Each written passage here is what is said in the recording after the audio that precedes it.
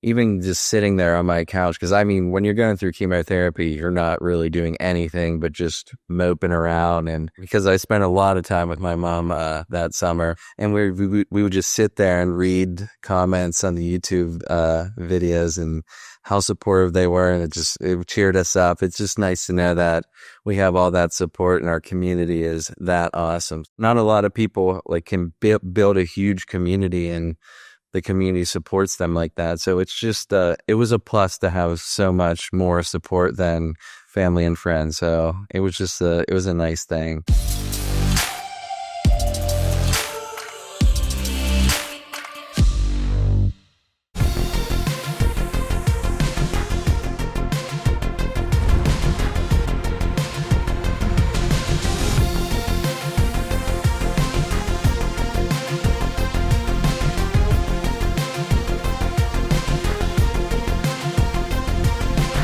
Hey everyone, welcome back to another episode of the Reactorverse Podcast, brought to you by Passion Fruit.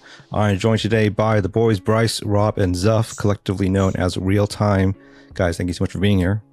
Thank you again, Eric. We appreciate the opportunity. Thank you. Thanks for having us.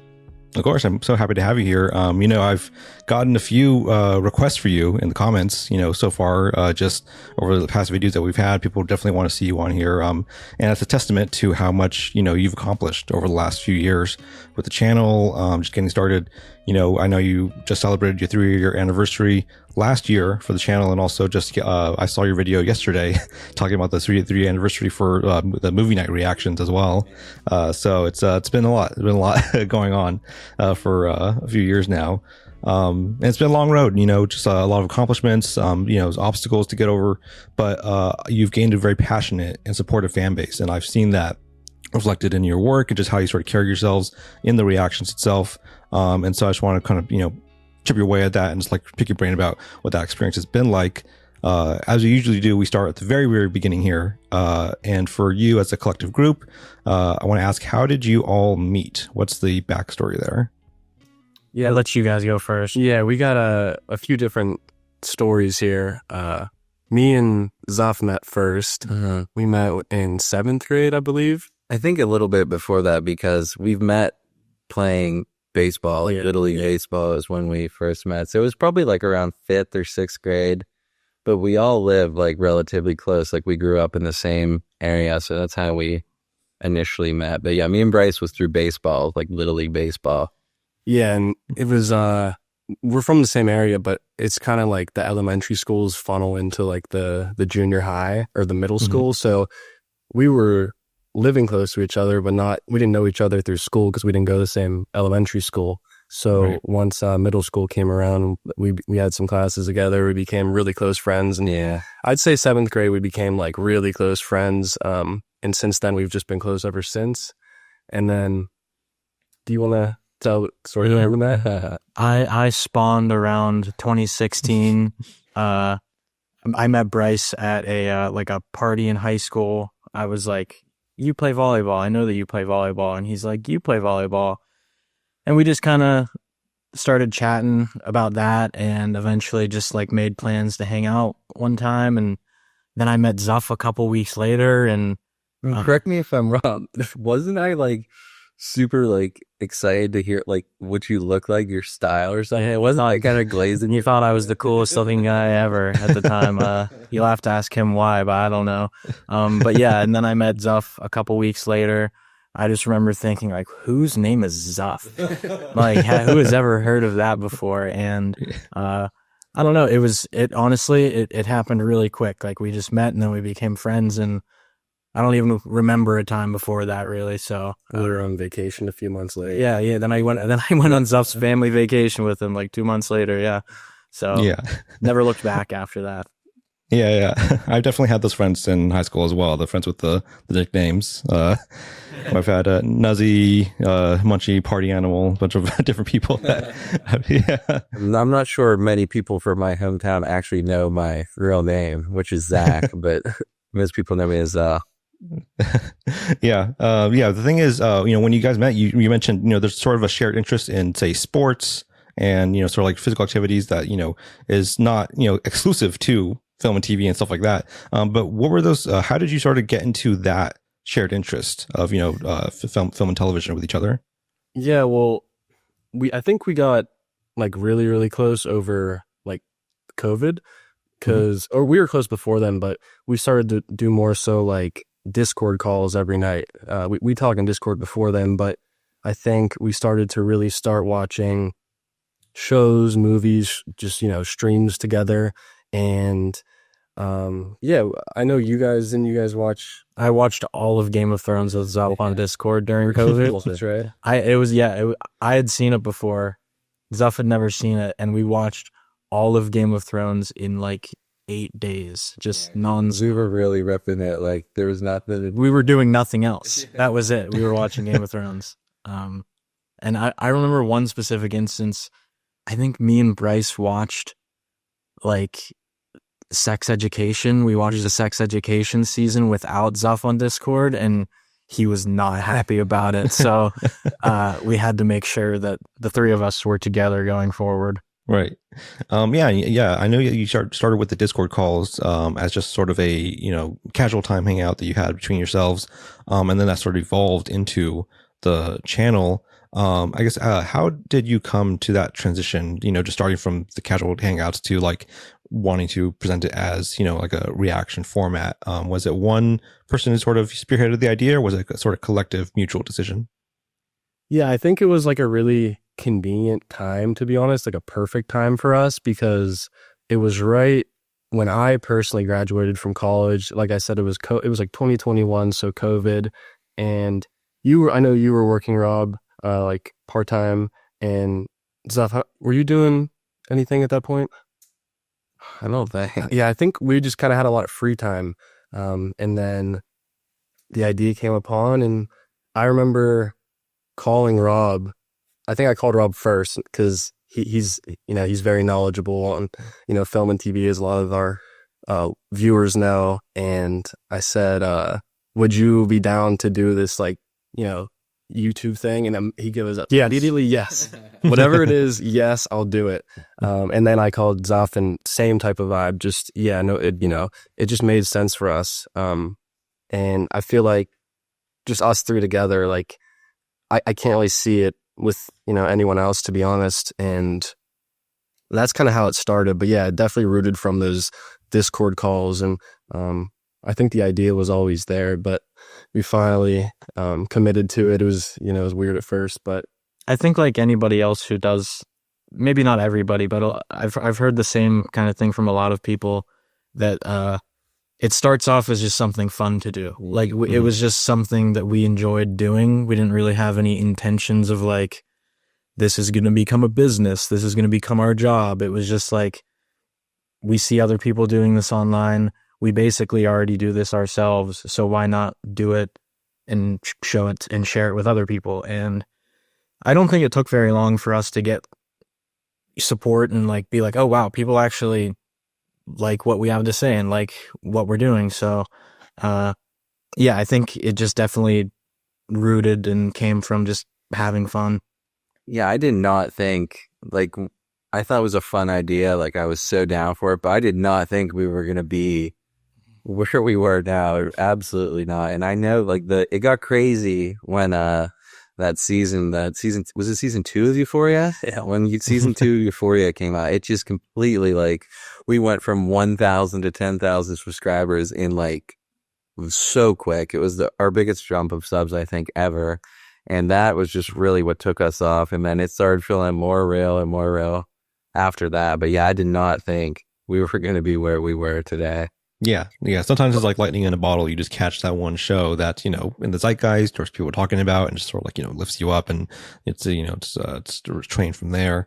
But what was the adjustment like, I guess, going from the Discord calls to a sort of more presentational format? Because, in the Discord, it's, very casual. You can just like sort of, hang out and chat and sort of, let loose. But for a reaction channel, there's a lot of that goes into it in terms of like etiquette and, just on-screen presentation, stuff like that. So I guess what was that like, sort of getting into that sort of zone for there? Yeah, I think it was definitely a big adjustment. I think I have our first 2 recordings of just us trying the intro, and just like, it took us probably 20 times because we were laughing so hard. We couldn't figure out how to do it. And yeah, also just, like you said, you're used to just being in Discord. And I mean, honestly, still personally, when I watch a show, I'm not really reacting if I'm by myself. It's kind of something you have to allow yourself to. Yeah, exactly. So I think it's funny. Our first reactions are You season 3. And some of them were like 8 minutes long. And we just looked at it and laughed. We just had no material to put in. We were just kind of watching it. And it definitely was an adjustment. And I think it took us a little bit to figure it out. But it is funny looking back at just like how different we acted. Because I don't know, it's like night and day. Yeah, because you're not really, when you're on Discord, we're all sort of just sitting there. You pull up your phone every once in a while. You're not really locked in like you are when you're sitting and having to know you have to react. So it is a completely different vibe, but it's a good vibe. I like it, like, because then you really don't miss anything at that point. Like, you're really locked in. You gotta know what's going on, how to react. Yeah, so definitely different from watching on Discord. Yeah. It's definitely something that you have to unzip yourself for. I think people say is that it brings something out of you that otherwise, you're not going to have when you're just sitting by yourself or just sitting camera off and stuff like that. So it's a whole different side of you that you discover in the process. And were there any significant learning curves just in terms of the technical aspects of things? Just like lighting, recording, editing, so on. Yeah, I mean, me and Zuff just had to learn how to edit. We didn't really have any editing experience. I had taken like one semester class of like a Adobe Premiere, so I had like vague knowledge, but we used Sony Vegas and basically just had to learn from scratch how to do this. Bryce is the one who had all the prior knowledge of the program and everything. And I remember back in the day when at first it was just him editing, like for every single video for a solid like 3 months, I want to say, around there. And then it slowly became like me and Zuff would get an anime episode here and there, and slowly more and more, and to eventually just split 3 ways whenever me and Zuff finally were used to it and were comfortable with it. But I remember back at the beginning, Bryce did this whole thing where he like screen recorded himself, like step-by-step instructions on how to edit a real-time video. And I mean, I remember for at least a month or two, like I would watch that and I would be like, check. Like we had a checklist. I'm doing the list. I'm doing everything I need to do. And then, I mean, just like everything, like it eventually just becomes muscle memory and you actually learn what you're doing. And it didn't take as long as I expected, but there definitely was an adjustment for sure.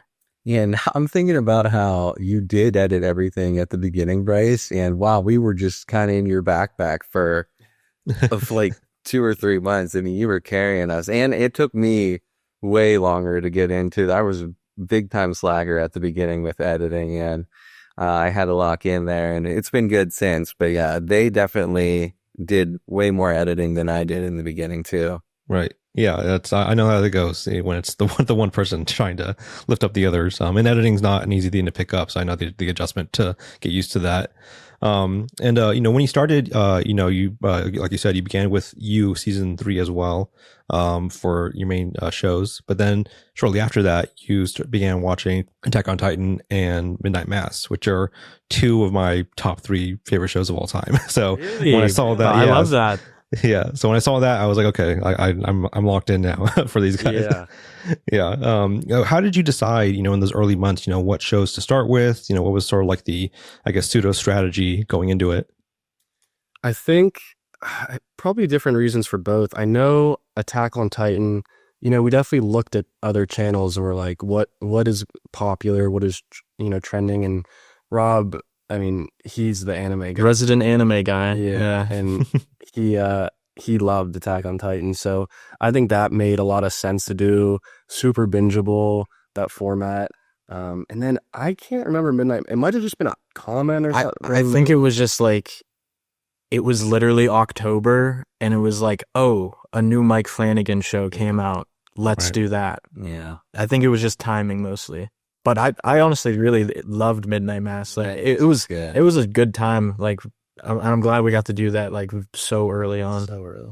Yeah, I think, I mean, I love the show. I've seen it several times since it came out, and it's a very special show, and I just love everything that it like accomplished with it. But it was a pretty perfect pandemic show, just because of how isolated it felt, and like, you know, sort of small and condensed it was. I just remember very fondly binging that, you know, when it came out that October. Yeah, once he started getting, you know, audience traction, audience feedback, how did that process of decision making with the shows evolve over time? So I know we didn't start the Patreon until Euphoria, right? I think it was like Euphoria episode 2. We're like, okay, we gotta do something here. But I think it was honestly just a lot of comment traction, just like, what are people recommending? What are new shows coming out? I know we did Alice in Borderland pretty early as well. And I think it was also just kind of like, you know, throwing darts at the board, just seeing what'll hit, just trying different types of shows. I mean, that's like, you know, we just named You and then Midnight Mass, but then we have, you know, a Japanese show with Alice in Borderland and an anime with Attack on Titan. I think just early on, especially, just kind of trying to find our lane and our niche. And I think that's very important, but just seeing what works, honestly.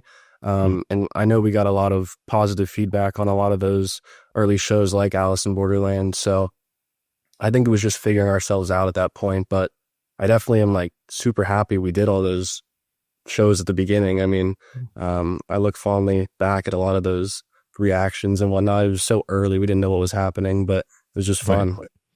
And like, speaking of the niche thing, it's kind of, there's some disappointment in it too, because like, we don't really get too much support when we do watch animes and stuff like that. I mean, it's always fun to watch anime, but like, if nobody really wants to watch us see anime, like watch us watch it, we're not gonna, you know, just put that out there, even though we all like to watch the anime episodes and everything like that. Yeah. Sometimes it's how the algorithm sort of, you know, puts you in pockets and things like that, you know, like the audience lifts up certain things, and like the algorithm, like, you know, like then exacerbates that. So it's a tough gig to get into. I understand.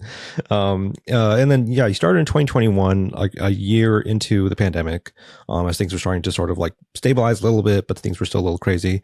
I know just, you know, how insane that time was, on top of what it must have been like to start building a channel. I guess, and what was that first year like, just trying to get the channel going, kick it off, but also just trying to maintain, you know, everything going on around yourself in the real world because of that time? I mean, it was tough for me, just speaking for myself, because like Bryce said, I was working at the time, just a regular retail job. I was just kind of locked in, like, this is what I'm doing now, I guess. And the channel kind of popped up as this opportunity for me, just as like a creative outlet at first. And then I would say like maybe like 5 or 6 months into the channel, it kind of became this thing in the back of my head, and pressure from these two guys being like, you need to quit your job and you need to be all in this with us. And that took me a while to actually like commit to and allow myself to just become all in. And I'm obviously super, super happy I did. But yeah, that first year, I think, I don't know, I feel like we had so much fun in the very, like the first year. Like, we have fun now, obviously, but there was no expectations really. There was no, right. I don't know. I think expectations is a good word. Not that we have these crazy expectations now or anything, but it definitely was a lot different in that first year. Just we were in Bryce's bedroom, like that's where we were doing that. So it's definitely just so much different now. But I value all the time, all the years equally. Yeah, I think of like some like that time period though, that year that you mentioned, and like, you know, just because of the time, if someone, you know, gets a little sick or something, it's like, all right, a week or two off now. And I remember specifically, like, you know, I forget if it was you or you, but one of you guys, I think it might have been you, Rob, you got sick, and then I had what did I have? I had was it COVID or not? No, it's the kissing, mono. I had mono. It wasn't from kissing. Oh. I don't know where I got it from, but I got mono out of nowhere. And I remember Euphoria season 2 episode 1 came out, which was like our biggest video by far at the time, like by 100,000 views probably. And Yeah. I was sick. I was in the hospital. I wasn't in it. And I just remember being crushed. But thankfully, I was able to be in every Euphoria video after that. When we started our first movie too, we had drinks, like we were drinking beer and we were like laid back and we're thinking, oh, every movie night, But a casual thing. let's just gonna be casual. And now every movie night is just, we're locked in. We don't have beers with us. Movie night's arguably our most successful series on the channel. So, I mean, Right. just completely different than what we expected. I do think we want to be like more open to that, and I think we're gonna start doing more movies. But I feel like it would be cool if we, had like a fun drinking game. I mean, we did that with The Room, which was one of our favorite videos. Movie night 100. We got very extremely drunk, and I remember just being hungover because of recording. So that's a fun thing. Yeah, but I definitely want to do more like drinking movie things. I think it would be fun. We just went off on a tangent. So that's all right. Yeah, that's totally fine. Yeah, I mean, that could be a good idea. I mean, as a Patreon perk or something, just something that you guys can do, just like as a casual thing for the real supporters, that want to see that. But it's it's impressive, how much you guys have, grown since then. Obviously, like you said in the beginning, that's the sort of experimental phase. I think every creator that I've had on will say the same thing. There's a part of me that, looks back and like sort of like cringes because like, oh, we didn't have it figured out, but also misses the days when we could like just mess around and like figure things out. And like, there's no pressure on us to get it right or like to do it perfectly. So yeah, with it comes, these responsibilities that are good to have. It's a good problem to have. But I gotta say, things like movie night and all the series that you cover, you guys may have the most eclectic library of material that I think I've seen on the channel. Place. Yeah, it's just you cover so many things, just like a wide breadth of like, different genres, different IPs. And it's pretty astonishing. And I think it's really great because I think that is a true testament to what the value of a reaction channel is that going into these different types of things, really open-minded and just like, trying to like, see the value in them and experiencing them with other people. I guess, what is your sort of general mindset and approach going into any series or film, just of how you want to engage with it? I think I usually have, at least speaking for myself, a lot of trust and faith because pretty much everything we watch is voted on our Patreon, and they really never steer us in the wrong way. They're always, I mean, even if none of us have heard the show, which has happened tons of times, we always end up, finding some kind of enjoyment in it. But yeah, I don't know. I think going into it with an open mind is super important. There's a lot of, like you mentioned, a lot of shows that we watch that I can't say I would have watched by myself. But I just always feel like I find something out of them and can appreciate the differences. And I don't know. That's what I think. I don't know. What do you guys? I mean, yeah, at the end of the day, I wake up every morning, whether one show is stinkier than the other, I get to come downstairs, sit here and watch TV for my job. So I'm usually pretty happy about that. It's a blessing to what I do for a job. I love it.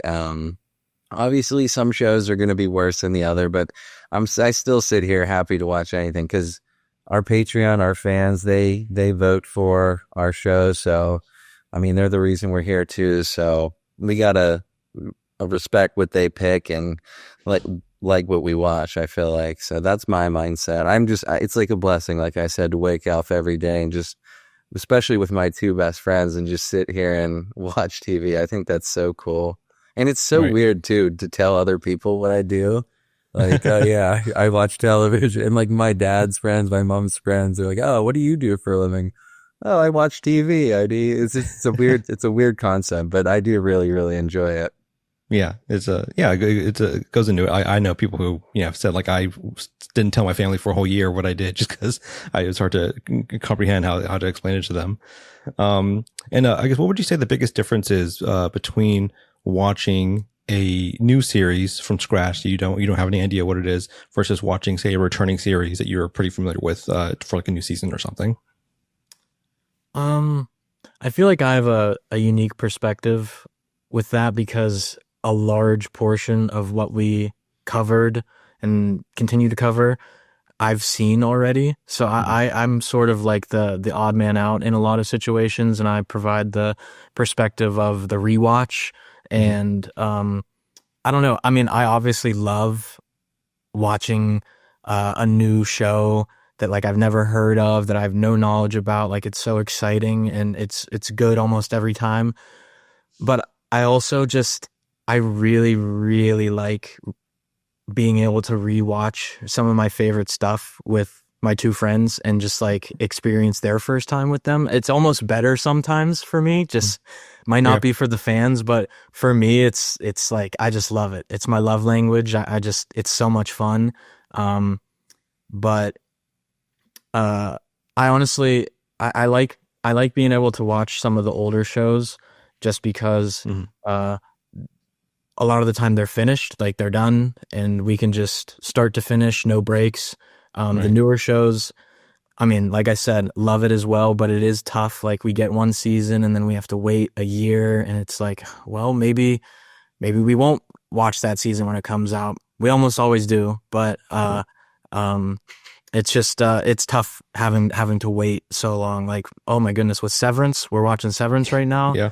When we finished season 1, I was like, we only had to wait a year. I can't even imagine the people that finished season 1, like when it aired, who had to wait 3 years.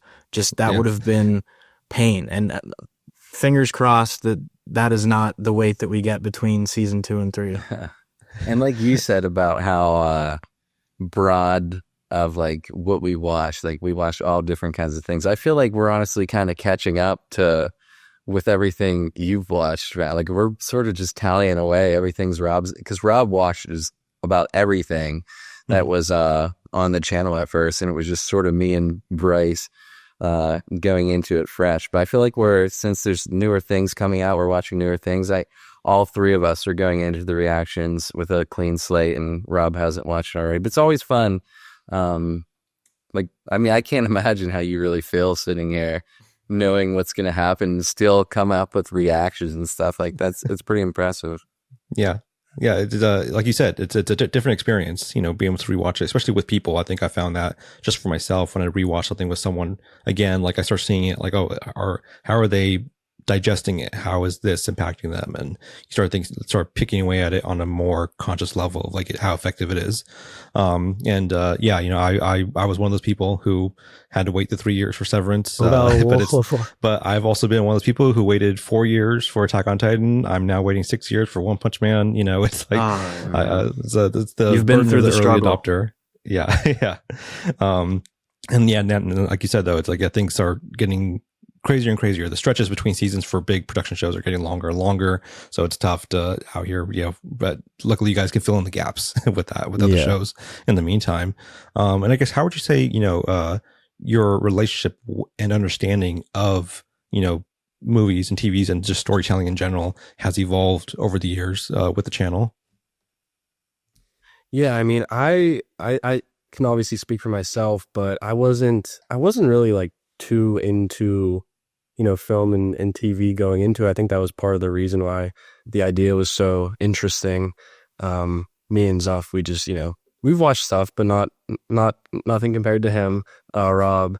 But yeah, I feel like, especially the way we watch it, I can like really understand and appreciate a lot of stuff more than I would prior. I don't know how analytically I look at stuff like movies and whatnot. Like, I can appreciate, certain aspects about a movie, but I don't think I get too technical with stuff. I just know what I like. But yeah, I don't know. I just definitely, like I said, I can appreciate stuff a lot more. You can tell when a lot of work goes into something. Like, for example, the opening shot of season 2 of Severance, episode 1. It's like, okay, now I can imagine how hard that was. And then hearing them say it took 5 months to shoot that, it's like, that's one thing I probably would have just watched and, not thought much of without the channel. So certain things I can definitely see and be like, wow, that, a lot of work went into that. I can give them their kudos for that, and probably wouldn't have done that before, to be honest. I mean, yeah, I agree with you. I was just about to say, I feel like you can really tell if there's more work put into one show than another. Like, we reacted to the Flow movie, and there was literally no dialogue, and it was just fantastic. It was so much fun to watch. That means just all the work they put in, not having to have any dialogue at all and still be a fantastic movie. It's incredible. And I mean, for myself, I like to just sit there and guess, and my guesses aren't always right. They could be completely wrong, but I just love guessing what's going to happen in something. And sometimes they get mad at me for it, but that's what I do. I love to guess.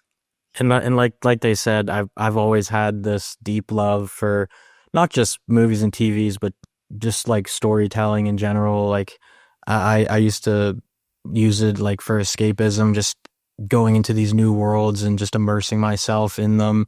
And One Piece was a big one for me throughout my whole life, just watching that, reading that all the time. But I feel like, for looking at you guys, I feel like you've throughout watching and on the channel, you've come to like really like actors a lot. Like you guys definitely like over the years have grown to just appreciate actors and what they do, and you guys have your favorites now. And I feel like beforehand, I mean, I wasn't paying attention, but I feel like beforehand, I wouldn't have said that. Like you guys probably didn't know as many and wouldn't have been able to recognize as many. But that's just my observation for the two of them. I feel like they have definitely broadened their horizons with who they like to watch. I mean, yeah, I completely agree with you. That's why, like, the White Lotus seasons, they all just plop a bunch of different actors in it. And like when we see the cast of the third season of White Lotus and we just know everyone, it just makes it so much more exciting because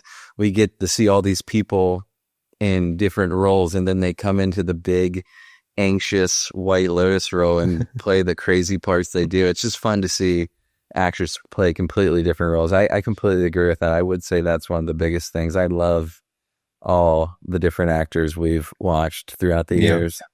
Yeah, that's a great way to sort of creatively daisy chain things for yourself. It's like, oh, I like this actor, they're in this movie now. I like this director is doing this now.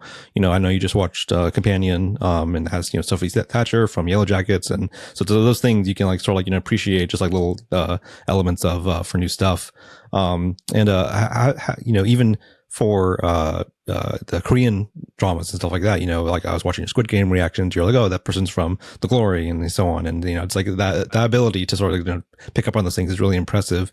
Has there been any, genres or IPs that you've discovered with the channel that you think you probably otherwise would have overlooked if you weren't doing this?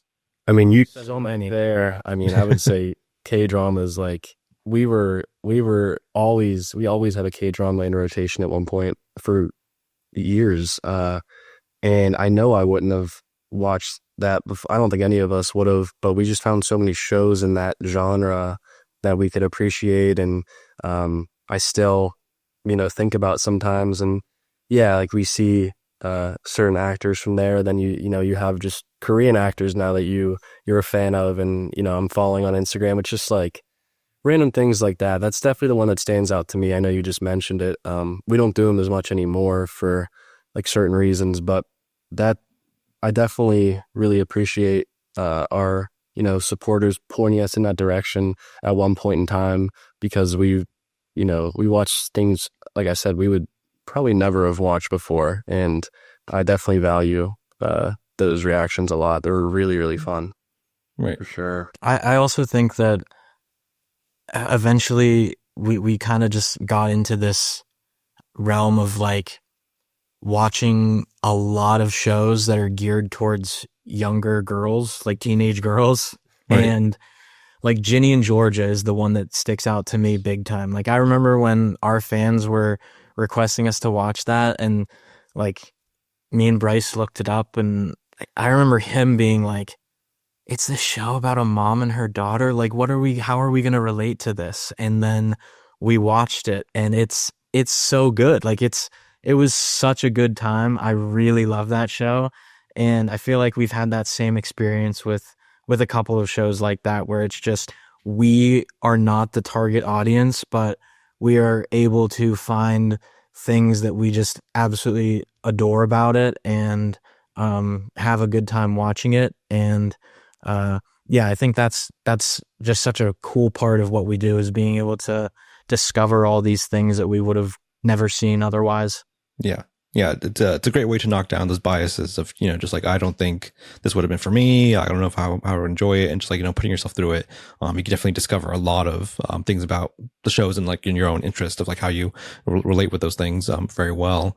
Bryce, you mentioned, it's in the video I saw yesterday that it was your 3-year anniversary of the movie night reactions. And you said you don't believe you've missed a week of posting with those in that time.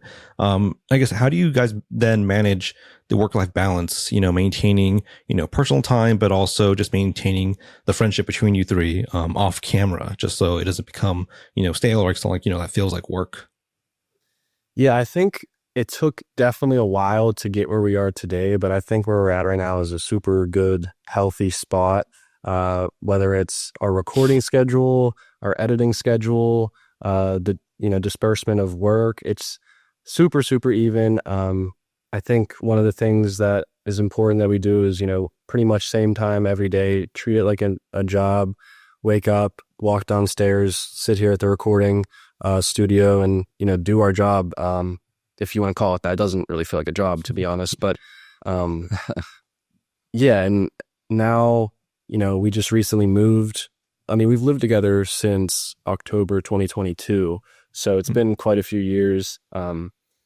But yeah, I think it was maybe an adjustment at first, the work-life balance, because, there will be certain moments where, someone doesn't do their video or the video is late and it's like, okay, then it's kind of getting in the way of like, you're mad at them, but like, you don't want to be mad because you're friends. It's weird.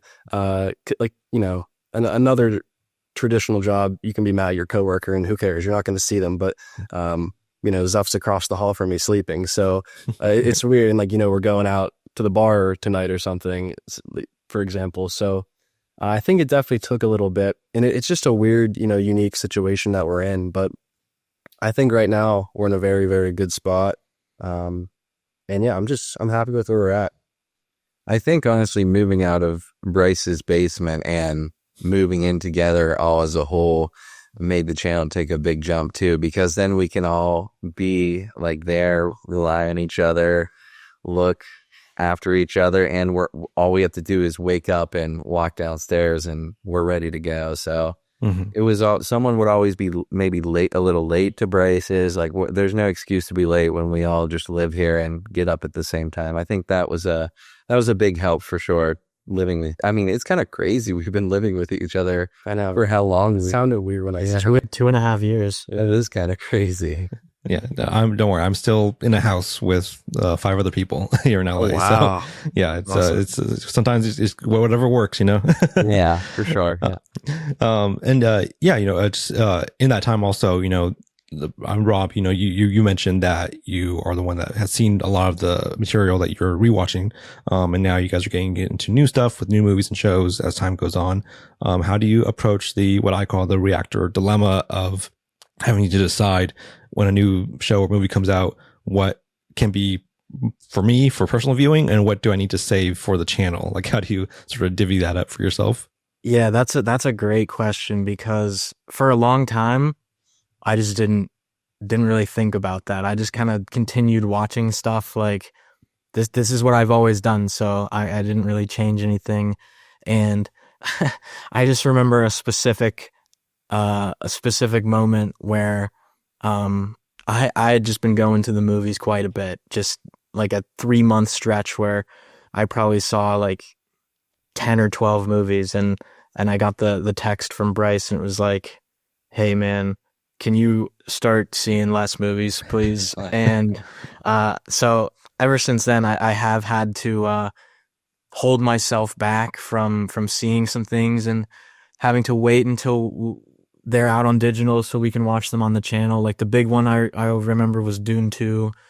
Mm-hmm. All of me wanted to go see that in IMAX, but I really needed to wait and watch it for the channel, and I'm glad I did. But another one, I really can't wait to see Mickey 17. Mm-hmm.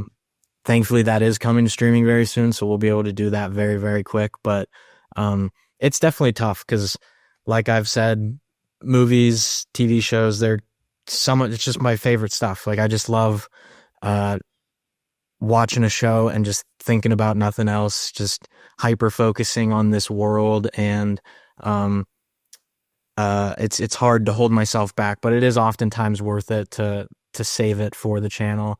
I do still watch stuff on my own, but a lot of the time it's stuff that I know that we won't watch just because it's out of our realm. Or if I do watch something, I just have to ask for permission. I just have to throw it in the group chat. Hey guys, can I watch this? And more times than not, I get the all clear, but there's definitely stuff coming out and stuff that I'm anticipating that I'm just going to have to wait to watch on the channel.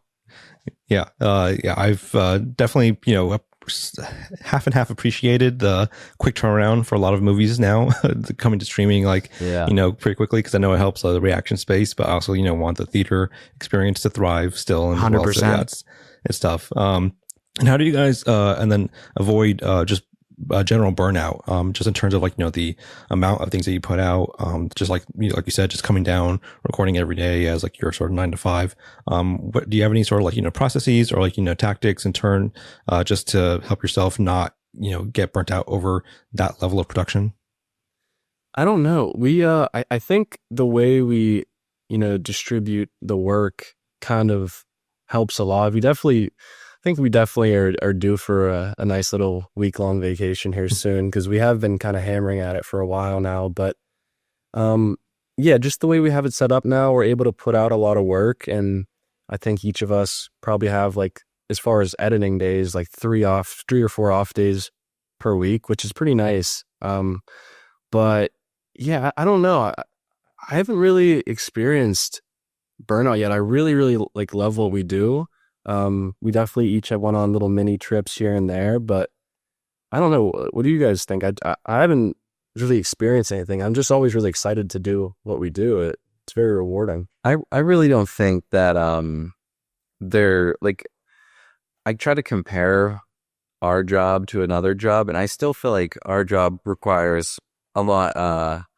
Not that we don't do a lot of work, but I feel like we have more free time still than more other jobs, because we're still in our room.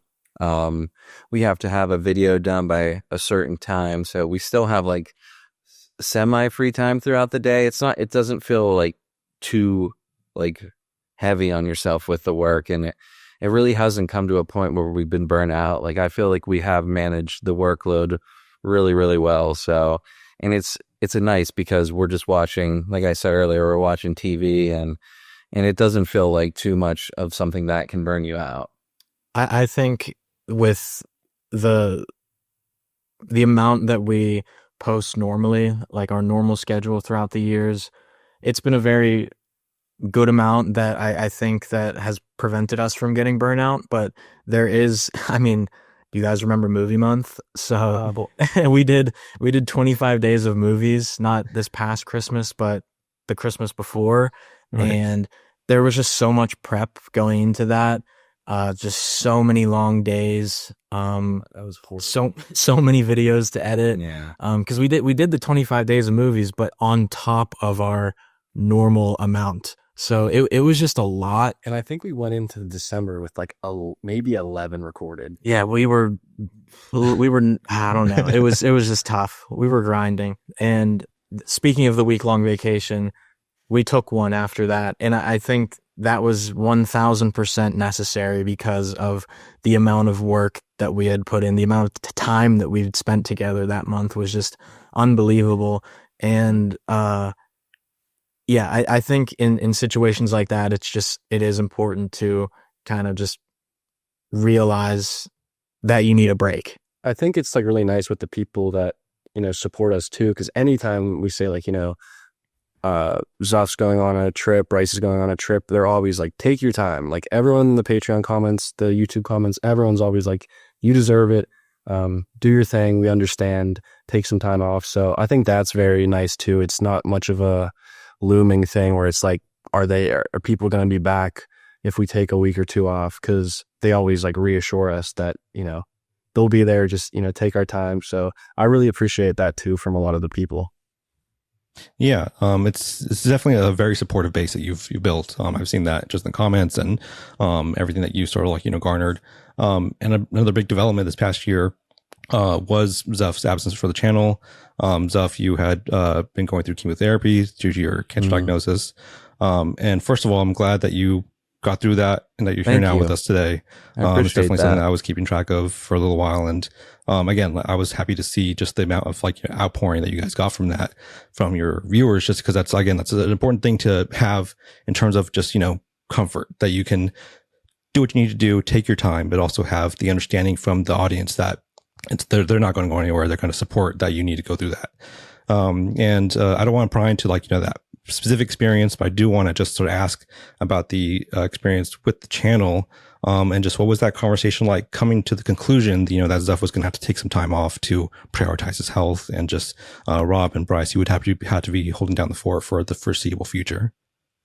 Yeah, I think at first it was definitely very, scary for everyone just hearing the news. It's not something you really expect from one of your best friends, especially at such a young age. But it definitely took a little bit, but I think we were pretty vocal about, Zuff, whenever you want to tell them, whatever you want to tell them, let us know and we'll do that. I know for a bit we were just like, he's not feeling well. He's, not going to be in these videos. Oh, we're starting, what was it, Baby Reindeer or something in the meantime. And I think once, I don't want to speak for you, but maybe once you got a little bit more comfortable with what you wanted to say, we put out a message, and like you said, Eric, the overwhelming support, it was insane. I remember, refreshing the Patreon post, which got it first, and it was 2 minutes. There's 100 comments, just all love, of course. And it was very, I expected people to obviously be very supportive just based off of prior history with them, but it was definitely very, very reassuring. And I'm sure it, felt good for all of us to hear that, even though it was just me and Rob for a bit, because Zuff is such a vital person and character in the channel, it's that they would still support us. So it was definitely a tough time, but it was definitely very nice to hear the support from everyone. Yeah, I want to say two things. One, Eric, thank you for recognizing that, and I appreciate the support there. And the fans and everyone, even just sitting there on my couch, because when you're going through chemotherapy, you're not really doing anything but just moping around. And I remember there was times where me and my mom were just laying the couch, because I spent a lot of time with my mom that summer, or this past summer, and we would just sit there and read comments on the YouTube videos and how supportive they were, and it cheered us up. It's just nice to know that we have all that support and our community is that awesome. So I just wanted to thank you and our fans. That's really cool. That's a cool thing to have. Not a lot of people can build a huge community, and the community supports them like that. So it's just it was a plus to have so much more support than family and friends. So it was just it was a nice thing. Yeah, of course. It's definitely something that I always advocate for. If anyone, has any sort of health concerns, always put that first before, the channel, the, work. Because I know the trap that's easy to fall into of I got to keep this going. If I stop, it's going to go away, whatever. And so you got to really convince yourself to sort of take that leap. And so I'm glad, I was really happy to see that in the space. I think that's a really good, just, again, exemplification of the space and what it can do for people, and in terms of building a community, like you said, for someone who's going through that. Yeah, I'm really happy to see it. When things started to come back around, were there any parameters you had in mind, Zuff or Rob, Bryce, in terms of getting you back on the channel? Was it something you felt you needed to ease into, or did you want to just dive back in once you felt like it? Oh, no, I was ready to come back once I felt good, but I made it well aware I want to feel good when I come back. I don't want to really rush into it, and that's what we did. And I feel like the whole situation worked out perfectly. It was a little hiatus, but there was nothing we could do about it, and I feel like we came back, and we came back stronger. So it was just life, and now we're back here, and I'm thankful for everything that happened, honestly, and it feels like it honestly maybe even brought us closer together as a channel. So it was a horrible thing, but everything turned out all right. So yeah, here we are. Yeah, it's definitely something to overcome, and I think it, like you said, it's going to be something to look back on as like a portion of the channel that you'll be, I guess, glad that you overcame, that you were now here together and still growing. And you're still growing. You've accomplished a lot over the last 3 years. You're almost at 200K. I think you guys will hit that probably, before the end of the year. And I'm happy to see it. I'm happy to see you guys, sort of really thrive in the space because of the voice that you have and the supporters that you've garnered, it's really great just to see the impact that you've had. As you keep growing. Yeah. Do you have any specific plans or aspirations with the channel, moving forward, or is it sort of just business as usual, just to keep plugging away? I think, we're always trying to find ways to like make it feel fresh and innovative. And, I don't know, I think we were in like a little dull period for a while when, the writer's strike happened, because for a while there was just no new shows coming out. So I think we're watching 4 weekly releasing shows right now, which is just super nice to keep the energy up and whatnot. But I think yeah, business as usual. Like just we've been on the Vampire Diaries, the originals reactions for a while now, and we really love them. But we've talked about how it's going to be nice once we finally finish those to throw some new shows in the rotation. So many shows get requested, people have been wanting for a while, and it's just really hard to have 8 season-long shows with 40-minute episodes trying to cover. I mean, if you're putting out 3 a week, it takes over a year, we found out. So it's tough, but yeah, like I said, I think we're just always trying to get better and keep everyone happy, which is hard to do, but everyone's been very supportive. So yeah, I think just keep going. I think that's the most important thing with our channel, is just being consistent and just showing up every day. I think people appreciate that a lot. So that would be my answer.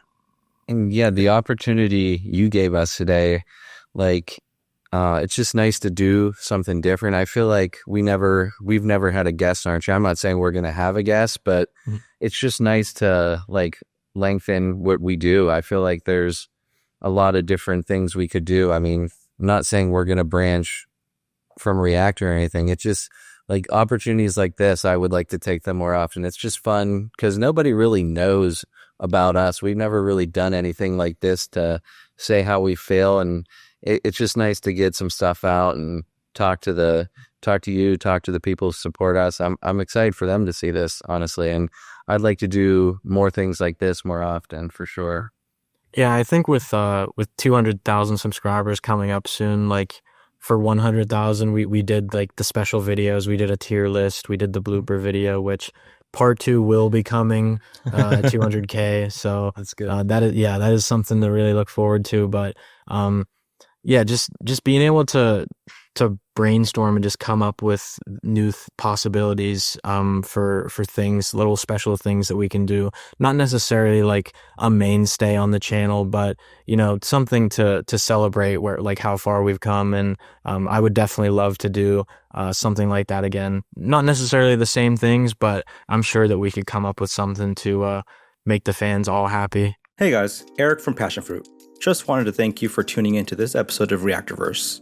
To everyone who's commented on our videos, shared our work, or otherwise supported the channel, we see you, we appreciate you, and we've got a lot of exciting things coming for the creator community at Passion Fruit. If you haven't already, the usual stuff on YouTube always helps us. Hitting that like button and subscribing with the bell so you'll be notified when new videos come out. We also have a bi-weekly Passion Fruit newsletter that focuses on the creator industry, which you can sign up for through the link in the video description and the pinned comment. Twice a week, you'll get our best stories, as well as exclusive interviews, expert reviews, and the latest resource guides to help you navigate every stage of the creator journey. We've even got a weekend newsletter on the way, with a curated creator spotlight that focuses on the best online content from the people who make it, you. Thanks again for supporting Passion Fruit and Reactorverse and helping make your content your business, and giving love to the people who make the web. Yeah. It's just the ability to flex your creative muscles is just something that I think everyone sort of eventually wants to try, just like spread your wings a little bit, like just experiment, like again, like in an experimental phase of things, just to keep things fresh. And over the years with the channel, what would you say is the most consistent obstacle you've faced with it? I mean, the first thing that jumps to mind would be an obvious one, which would be copyright. But I feel like we've gotten to a point recently where we're doing pretty good with that. But definitely at first, I think, honestly, one of the biggest obstacles was we talked about the editing before, but, you know, I showed them how I edit at first, but then that just evolved over time as we learned how to, you know, make the videos. So I think it was just getting everyone on the same page as far as that. Just like, because it's hard to have 3 editors for one channel and try to emulate the same style, because everyone, I'm sure you know, like can edit videos very differently, their own style, their own pizzazz, and it was just kind of getting to a point where it didn't feel like it was 3 different people doing it. I think we're there now, but yeah, I mean, copyright, yeah, it was definitely tough at first. There's a few things we had to change up. I remember we would do just small things like, you know, through OBS, which we record the movie or show with, we would just do the audio, and then that was getting claimed way more. So then we put a microphone behind the TV, and it's a small difference in quality, but that actually made the world of a difference for us. Right. But yeah, just getting the formula down as far as copyright and just editing goes, that would be my answer.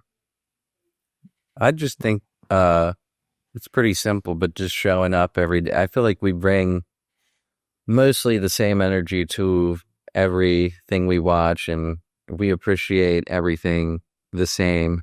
Obviously, there are shows we like more, but yeah, I think we wake up usually at the same time every day. We're down here, we're recording, we have the same vibes all the time. So I feel like that is a good thing to have. It's easier when you're sitting next to your 2 best buddies, and the vibes are generally always good because we all love each other. But yeah, I think just being here and reacting similar to everything, because we appreciate everything the same, is what I would say has been the most consistent.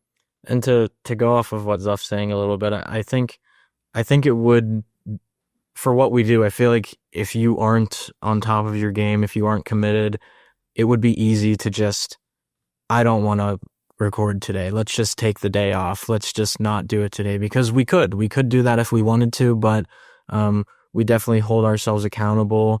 And even if we like have all of our videos recorded up to like a week or 2 in advance, it's like, we're not going to take a break because we know the standard that we've set for ourselves, and just maintaining that. I think it's not necessarily difficult, but of course, sometimes you let the laziness creep in, you let the voice in your head say like, do I really want to do this today? But just staying accountable, staying on top of your work. And I think, like Zuff said, having your 2 friends with you just makes that 10 times easier.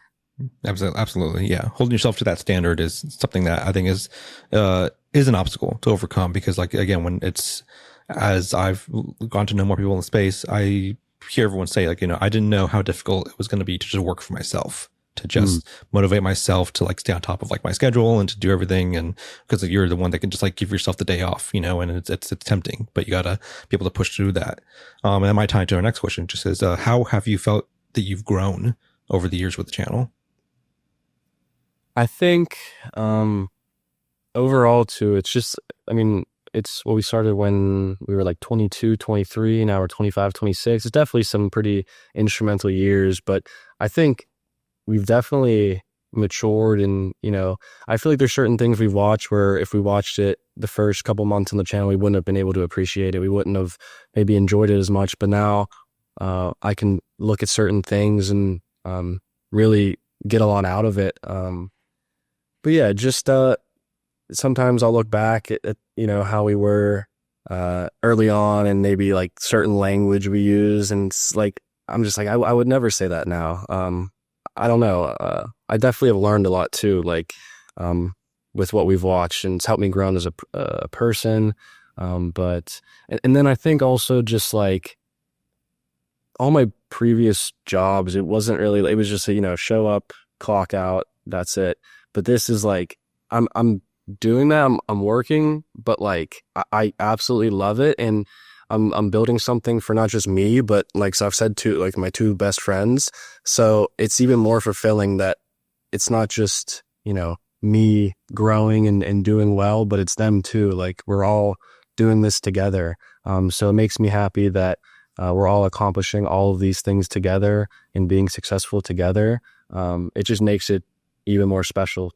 So for sure. And I think just even going back to our first videos and everything like that, and just seeing, there's just, you can pick a random video in a random timeline and just see all the different, like we all had different hair at different points, and it feels cool to just see us throughout all the years. Like we have a sort of like not a vlog, but we have just a timeline recorded of us kind of growing from 22 to 26. And it's just really cool to see. And not to bring the chemo and the cancer back up, but like when I was absent for those few months, I was sitting there, I was watching the videos they've been doing, and I was just didn't realize how good I have it, like what we do. And I was just so excited to come back. And I feel like I grew in a person. I enjoy doing the work we do. Like Bryce said, my previous jobs, I wasn't excited to come to work. I wasn't excited to do all this. And it's our own company, and we can think of ideas how to make it better. And it just feels like I've grown in a person, like I've grown to want to be more successful. And it just, this channel has given us that opportunity. And I love everything about it, honestly. Yeah, absolutely. It's like you said, being able to, I think, have the opportunity to watch Rob and Bryce and realize, what you get to be a part of is such a great, way to look at it, and comparing it to what you can be doing, what you might be doing, is just something that I think this helps you be grateful in the long run. For sure. And beyond any monetary or financial value, what would you say is the most rewarding aspect of the channel? For me, I think it's genuinely just like the comments, just like seeing the response that people give and the dialogue, just being able to have this entire community that they support you no matter what, and they're just always there. Like I've come to meet so many people in our Discord channel that I talk to very, very often, like every week, and just have those relationships.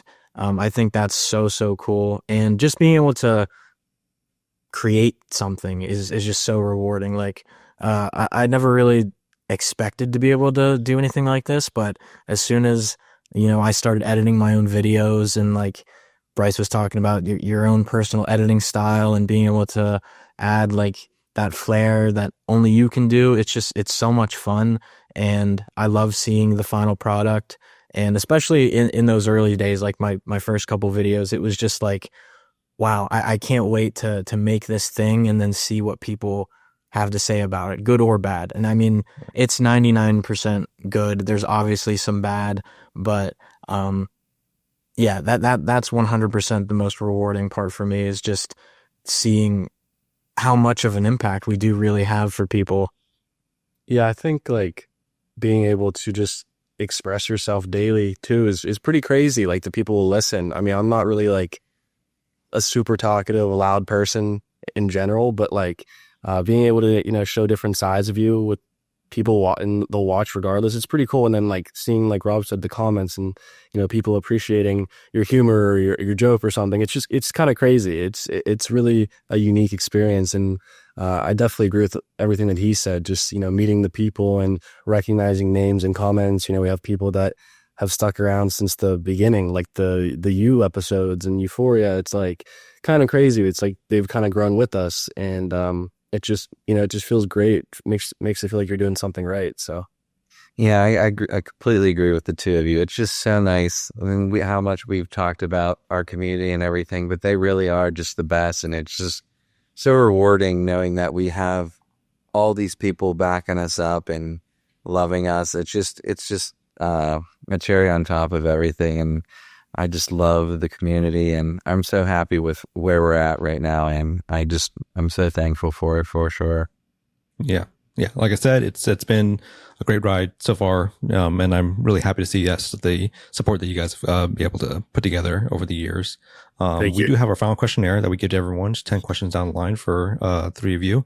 The first one is, what is your favorite TV show of all time?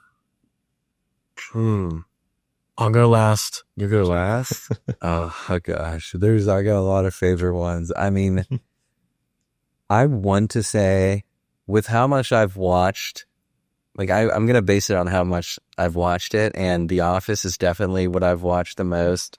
So and because I just love comedy and I feel like I'm pretty goofy myself, I'm gonna go ahead and say that The Office is my number one choice. I feel like I have pretty basic answers, but I always say my favorite two are Breaking Bad and Game of Thrones. But I'm really due for a Breaking Bad rewatch because I watched it when I was in middle school. So, and I haven't rewatched since. So I think I owe myself one. But as of recent, I don't want to jinx or anything, but I really enjoy Severance. I mean, that show is just amazing to me, and every week I look forward to it. So for a recent one, I would say Severance. So I always have such trouble picking favorites. For the longest time, I would have said How I Met Your Mother. I loved that show growing up.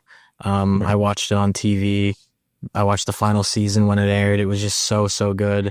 On the channel, it's probably Ted Lasso. That show was so special. Can't wait for season 4.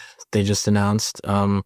But Severance is also such a great shout. That, I mean, obviously it's not over yet, but I mean, every single episode is just so good. It makes my brain twirl more than anything else. Like, I just love thinking about that show all the time. I also, that show just makes me really appreciate weekly releases. I know these two guys don't love it as much, but I really do like the old school, like once a week, because I love that conversation that you can have with other people and just theorize about what you just saw. And I feel like it does make you appreciate each individual episode more than just watching 5 hours straight of a show or whatever. But that's probably what I'll go with. I'll go with Ted Lasso. I'll go with Ted Lasso. Lock it in. I'd say Ted Lasso is my favorite on the channel too. And a shout out to Hunter x Hunter. That's probably my favorite anime.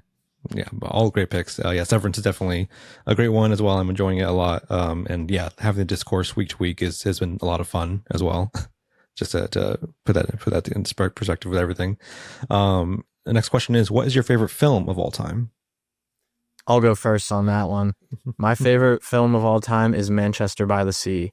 I absolutely love that movie with my whole soul. I'm a sucker for a good, sad movie. And if you've ever seen it, that's about as sad as it can get. It is absolutely soul crushing. But I mean, I always pick that one. That's like my go-to. I think Interstellar's up there for me, and The Fellowship of the Ring. I got to throw that one in there. I could seriously watch The Fellowship of the Ring, I think, on repeat forever. I just love that world. Yeah, like I mentioned earlier, I wasn't too into film and shows growing up, but I was into comedy movies a lot. But I've learned that I need to pick something that's not a comedy movie. I would always say Step Brothers is my favorite movie until like before the channel, which I just think it's such a hilarious movie. I love Will Ferrell, but since starting the channel, we watched Whiplash, and that became instantly like one of my favorite movies. And then I rewatched it, and I'm like, this might be my favorite movie. I just love that film. I love how it makes me feel. The ending is just perfect. Miles Teller, J.K. Simmons, like it was just amazing. I like looking back at the reaction just because I knew immediately, I'm like, that was one of the best movies I've ever watched in my life. So Whiplash is definitely like up there for me. My answer is going to sound very basic, but do you guys have to know, right? What my favorite? I know what it is. Oh yeah, I can. It's 3 of them, 4 of them. But I will say the Hunger Games are just, I love them so much. I love them, especially Catching Fire. Those are my favorite. I would literally watch those movies every night on repeat. Right? Yeah. It was just, I loved it so much. And yeah, the Hunger Games series is my favorite. And I will say Catching Fire was my favorite out of all of them. And I really did like the new one. I thought the whole Snow, like when he was younger, was really cool. So I do, and I'm excited. They're coming out with the Hamish Abernathy. The book just came out like yesterday or so. Really? Oh yeah. I cannot wait to see that. Yeah, I love this series too. Catch Fire is definitely my favorite. So shout out to the Raggedy Pack, another channel who just finished their reaction run to that. So it's been great. That's cool. And next question is, what stresses you out? I don't know. That's a really good question. I think I get stressed out the easiest. I feel like I got an answer for you. being late stresses me out. I'm very punctual most of the time. And I get so stressed. I would love to hear what you have to say for me though. It's on your chest. Oh my God. Football. Yeah. My Manchester United probably stresses me out more than, anything else. That they determine my mental health every week. So, thankfully international break right now. Don't have to worry about that for 2 weeks. But yeah, I think, that is a good one. The soccer, the Premier League stresses me out. And yeah, I think for myself, it's attendance, the tardiness. I hate when people are even 10, 15 minutes late, because I'm one of those people that being on time is 5 minutes early.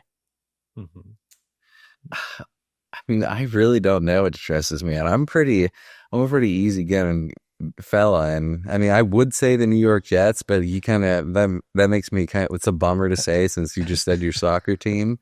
But I mean, they have been horrible since 2010, and I learned to not stress about them because they're always just so bad. But I don't know, really. I feel like not a lot of things stress me out, and if something were to stress me out the most, it would probably be the New York Jets. I think for me, it's just like making sure everything gets done every day. There's always a tall task for what we do.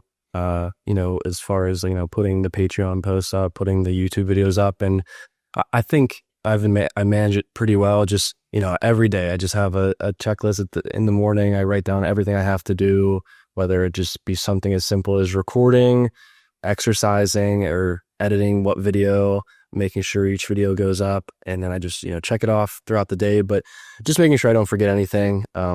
It's definitely very easy to slip and kind of lose track of things, but out of that, we have our very detailed Google Calendar that we all access and make sure everything's good. But I would say that, but it, like Zuff said, I don't get too stressed. I don't think, luckily, that's a blessing, but yeah. It's great. Yeah. Then hopefully this next question will be a little easier then. Just what helps you relax?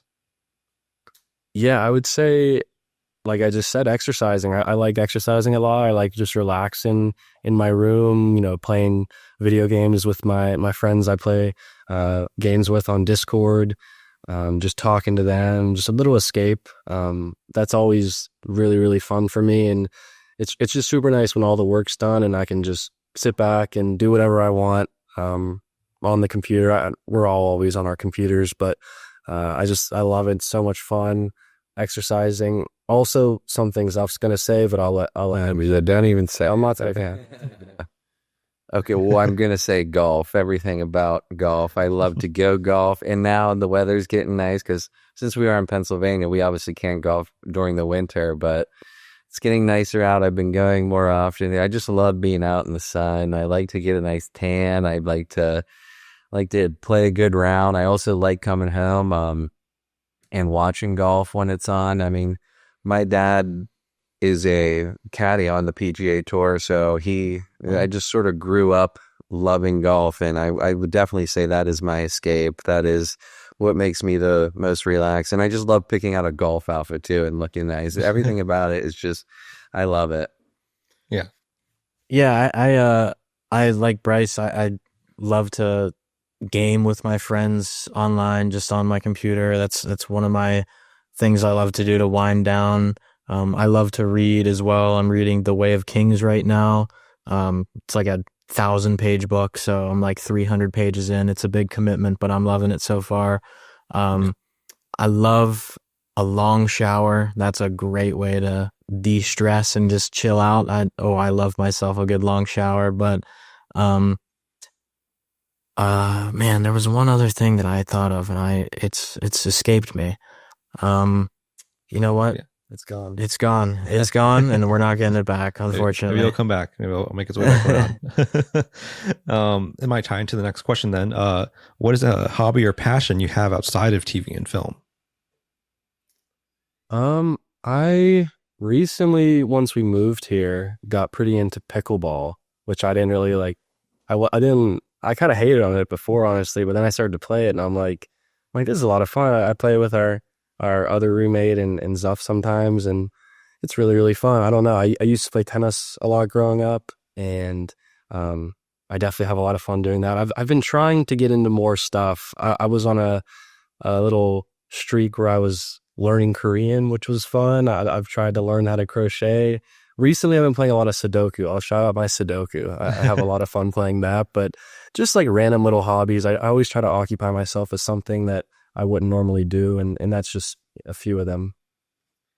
Obviously golf was one of them, but I do like to I like to go to the gym. Since we moved into the city, I've been liking to take these long walks down into the city. And it's just I feel like the skyscrapers and everything there, it's pretty to me. It's it's a cool scene. And with being in the city and living with all your friends, it's nice to go out on the weekends in the city. So that's a fun hobby. And yeah, that's basically it.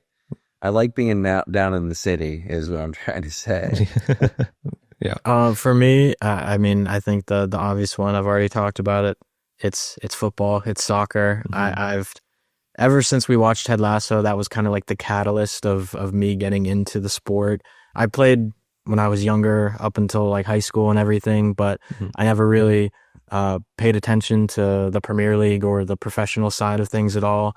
And since watching Ted Lasso, I mean, you can watch any of our videos basically, and you'll find me in some kind of United gear. So it's completely taken over my life, and at this point, I can't imagine my life without it. So that's definitely a big one for me. I love also, like Zuff was talking about, the living in the city has opened up a lot of opportunities. Just being able to walk everywhere is super cool. Not having to drive to places. There's a really, really cool soccer bar very close to us that I go to watch the games every week, and love having a Guinness. It's a great time. And also, I remembered what I was going to say. This kind of, this is one of my favorite hobbies, as well as something that I like to do to chill out and wind down. It's watch anime. And because ever since we stopped watching anime on the channel, this kind of ties back into having to hold myself back from watching things. I don't really do that with anime, so I can basically watch whatever I want. Right now, I'm watching Frieren and Solo Leveling. They're both fantastic. Would highly recommend for anybody. But that's another one of my favorite hobbies is just watching anime. Yeah, that's a great one. Yeah, watching anime, reading books, they can't take that away from you. Never. What is your guilty pleasure show or film? Oh, mine. I don't know if mine's yours. Oh, it's gonna be the same thing. Me and Rob watch Love Island, like on Discord. But like I mentioned before, we used to watch shows a lot together. Now we really can't as much. But what was it? Love Island UK season 10, and then Love Island USA season 4 or 5. Yeah. The most recent one. Yeah, we would watch because they release nightly. So we'd do our day of work, and then we'd hop on Discord and see what these people are up to and laugh, and it was just so much fun. So reality TV, I've watched a ton of reality, not a ton, but a good bit of reality TV, dating shows, stuff like that. And it's just such a good change of pace from a lot of the shows that we watch or movies. And you don't have to really think too much about it. You can just enjoy it and laugh. And that's definitely my guilty pleasure, though. Is it terrible to say that mine would also be my favorite show? Because that's the only show I'd really ever watch. I don't know. I can't think of The Office is what I'm referring to, but I can't really think of a guilty pleasure show. You've never watched a show and loved it and been like, I shouldn't like this much. No, I don't feel guilty watching The Office, so I wouldn't say that. Like I used to watch The Bachelor with my mom. Like that might be a guilty pleasure for me too. Maybe like what was it? Like Finding Bigfoot, I would say, because I don't know if I necessarily believe Bigfoot is out there. So I'm like, what are we looking for? And every time we watch, like I'm watching it, they never find Bigfoot. So so I guess that would maybe be a good one. You used to love the Total Drama Island too. I did like Total Drama Island, but I didn't feel like guilty about watching. No, you shouldn't. I liked it. Yeah, I felt the same way watching a long time, like those Ghost Adventure shows, like those type of things, like very similar. Just being into that. What fictional character do you relate to or just care deeply about? That's a good question. I don't know if I ever really like see myself in too many characters, to be honest. I don't know why, but care about, I can definitely say. And it goes back to one person we already mentioned a lot, but that is Ted Lasso. I really care about that guy. He went through so much in the show, and just, there's a lot of depth to his character that you don't see up front. And he goes through a lot of vulnerable moments and, has breakdowns and just, I don't want to, say too much, but just certain scenes, I'm just like, wow, I mean, I want nothing bad to ever happen to this man again. So like Rob said, very excited season 4 is coming, see more of Jason Sudeikis as Ted Lasso, but I definitely would say I care about that character a ton. Yeah, Ted Lasso is an awesome choice. I mean, Jason Sudeikis shot up my actor rankings after watching that. I mean, I love that guy, but I will say my queen, Katniss Everdeen, I care for her a lot. And recently, I don't think I've seen myself caring for, it's not even an actor, but the Flo cat. Like, I was just, the whole time we watched that movie, I was just really hoping the cat was gonna be all right, and I was really, really caring for that cat the whole movie. And by the way, Eric, we watched this yesterday. Yeah, I think it was a really good movie. I really liked it. And okay, so exclusive for its channel. Yeah. Oh man, for me, I'm kind of in a similar boat with Bryce. I don't necessarily see myself in too many of the characters that we watch. Obviously, there's exceptions. There's definitely been some times where I can relate to a sad moment and I'm just bawling my eyes out. But a character that I deeply care about, maybe not from. I'll go with the TV and a movie, and for a show, just because you guys have already said Ted Lasso, I'm gonna go with Connell from Normal People. That's a guy that the whole time I was watching that, I just wanted to give that man a hug. It was partly because it was also Paul Mescal, but that's besides the point. But him, I feel like his character spoke to me a lot. I empathize with him a lot. There were definitely feelings that he felt that I could relate to as well. But him for sure. And then just an honorable mention. I feel so bad that I'm forgetting his name, but the main character in About Time, the movie About Time, another one of my absolute favorite movies, probably my favorite romance movie ever. I love that guy. I love that movie. I love the message it has, and just the relationship that character has with his father too is just so special to me, and I always think about that one. Before we move on, though, I want to shout out Tony Stark, Iron Man. I think he is one of my favorite characters in all of, like, in any cinema. I love Iron Man, and I think he did a fabulous job. I really care for him as well. Yeah, well, we'll be seeing some more of him, it sounds like, so, so he'll be coming back. What show or film gave you your favorite reaction experience with the channel? Show or film? Oh, wait, you said or film? Yeah. Yes. Okay, I'll do a film. I mean what mine is. What? Is it The Room? The Room's up there. The Room was fantastic. I mean, it was one of my favorite. It was just, it's a different side of us. It was like, it was so bad that it was just so good. Like, it was just, it was so much fun. I would say that would be my answer.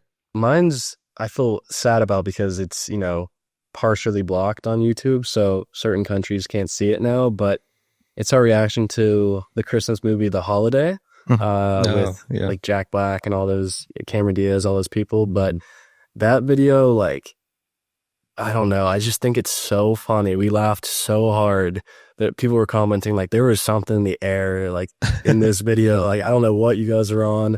I remember we watched it at night, which usually end up being better movie reactions for us because we're loose and whatnot. But Zuff was saying the most off the wall stuff. It was just classic Zuff lines. You didn't know what he was going to say. And the movie was really good too. But yeah, I feel bad that one got blocked in the United States, I'm pretty sure. So you have to have a VPN to watch it if you're from here. But I love that video. I think it's so good. I mean, I feel like I'm beating a dead horse here because we keep bringing it up, but Ted Lasso again, it's just like when we were watching that show, it was just, if nothing felt like that. It was just so much fun watching every single episode. Our jerseys. Yeah, we were wearing the jerseys for season 3. It was just a great time. And I mean, it never really feels like work when we're watching shows, but for that one, speaking for myself, like that was just one of the best, if not the best experiences. It was so good. And it just, I feel like they were such great reactions. Like 1 second we would be crying, laughing on the floor. The next we would be crying because we are sad from what's going on. But that one's definitely my pick. And then not a TV show or a movie. I'm going to cheat a little bit here, but I remember when we made the blooper video and I edited it, and I remember showing it to them for the first time, like when it was fully done, and just their reaction to it. I feel like I've never heard them laugh like that before. And it was just so good. I can't wait for part 2 as well, because I'll get to be watching it for the first time when it's completely done. So yeah, that's just a little honorable mention. I just, for no one else but me, got to see their reaction, but I remember, and it was so good. Yeah. I do love putting together a good blooper reel for things. So fun. In my time. What show or film do you wish you could erase from your memory and react to again for the first time on camera? I think, I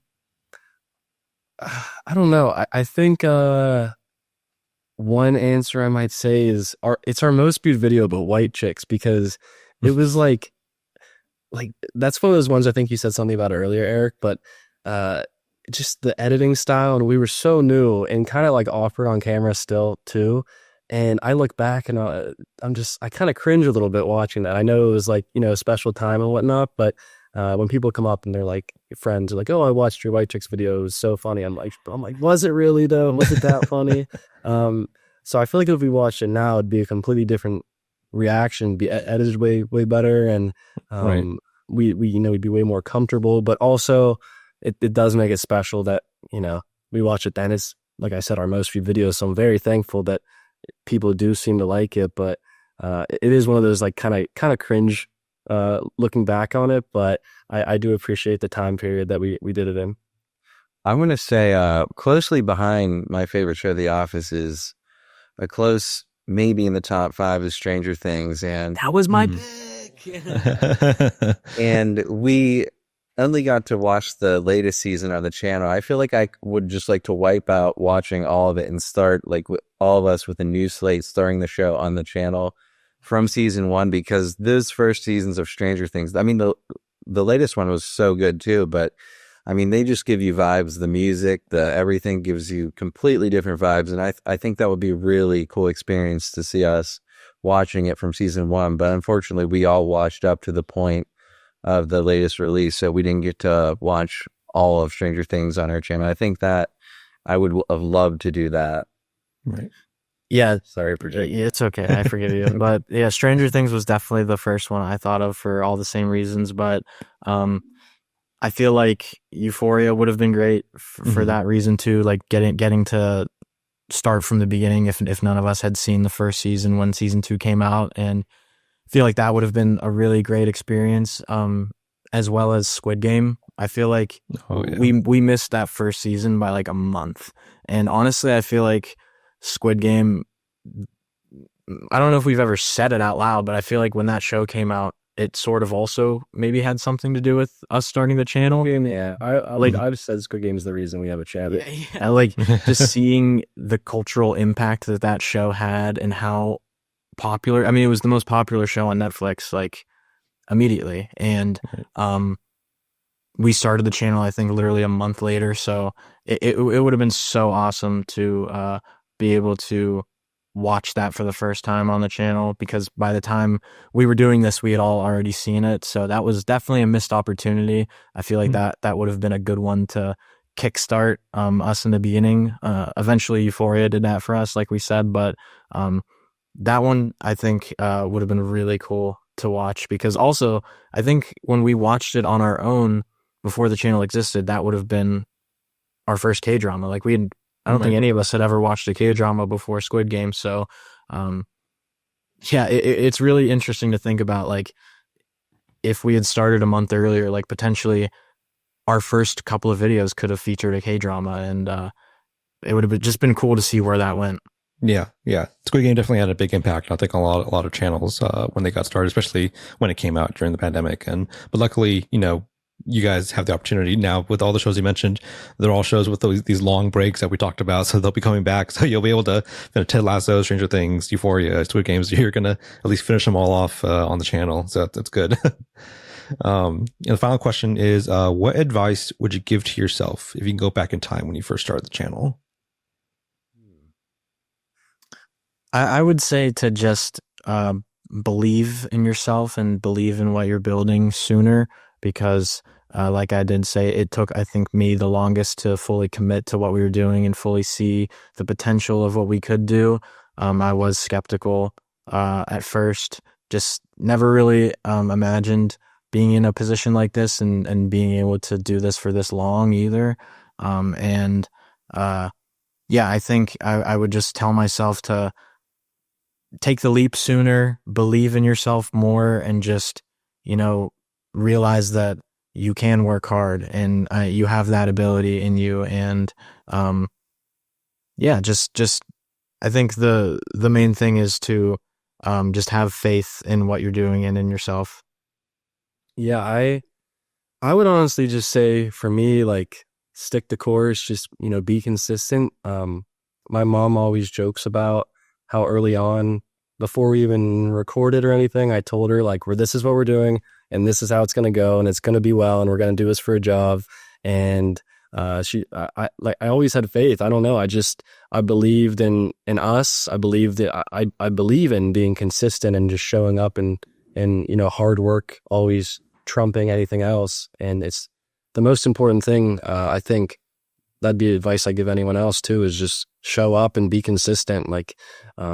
But yeah, I'm pretty happy with how I've been ever since. I mean, maybe I would say figure out the copyright thing pretty early first. I don't know. That was definitely a learning curve, and maybe hone in my skills a little bit more editing before showing these guys like my kind of crappy editing skills first, and then learning to get better. But no, I'm super happy with how I've been so far on this channel, and yeah. I would say, I mean, it's all going to sound relatively similar, but I mean, when us three started the channel, we never thought, we thought this was going to be a fun thing. We didn't think it was going to be our job. I was just countering what I said.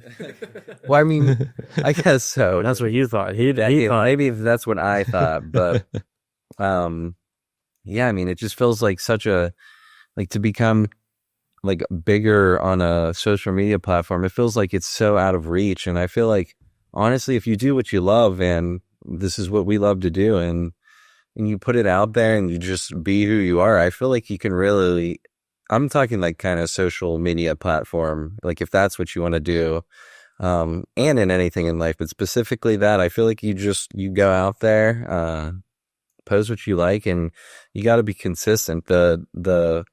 You're not going to get famous right away. I mean, it takes consistency to get popular, and I feel like if you put that work in, you put that consistency in, you will see results, and then the results start to feel good, so they make you want to go work even harder. And I just feel like it stacks up, and I feel like anyone could really do anything they want if they like it enough. And you put the work in, I feel like you will come out on top. And I think if you want to do that, you should at least give it a try. Oh, All great advice. Good balance of priorities and advice there from everyone. So I think that's maybe the secret sauce of the channel is the balance you have between the three of you. Bryce, Rob, Zuff, thank you so much for coming on, guys. I really appreciate it. It was a great time being able to hear everything that you've gone through. Again, I'm happy to have all three of you here in the reaction space. And it's been a blast. Yeah, thank you so much. We appreciate it. We appreciate it a lot. Appreciate you having us on and reaching out to us in the first place. Thank you. Of course. Where can we find you on YouTube, social media, anywhere otherwise? Yeah, it's just Realtime or Realtime YTREEL time on pretty much everything. You should be able to find us. And then if you want to find our individuals on, Instagram and whatnot, you can find it on there too. So yeah, just Realtime YT. Awesome. You can find me at Nerd Chronic across social media. You can find us at Passion Fruit for Us across social media. You'll find links to our Discord or Patreon down below. And we'll catch everyone on the next episode.